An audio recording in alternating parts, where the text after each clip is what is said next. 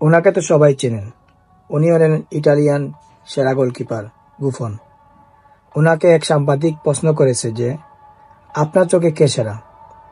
সে বলেছে যে সেরা তো অনেকেই আছে, আপনি ক্রিস্টিয়ানো রোনালদোকে বলতে পারবেন সেরা, লিওনেল মেসি বলতে পারবেন সেরা, কাকাকে বলতে পারবেন, আবার অন্যান্য ফুটবলার আছে জিদান, যারা আছেন রোনালদিনহো, সবাইকে তো আপনি সবাই জানেন সেরা।